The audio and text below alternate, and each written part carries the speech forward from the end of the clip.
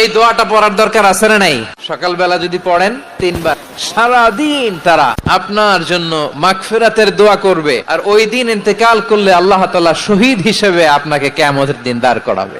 আবার সন্ধ্যাবেলায় যদি পড়েন, সারা রাতের জন্য মাগফিরাতের দোয়া করবে। ওই রাতে মারা গেলে শাহাদাতের মৃত্যু নসিব হয়ে যাবে।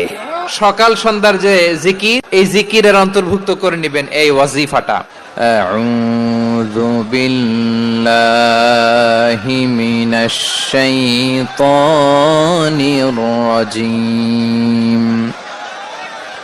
বিসমিল্লাহির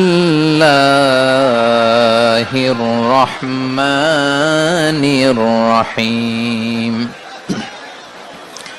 هو الله الذي لا إله إلا هو عالم الغيب والشهادة هو الرحمن الرحيم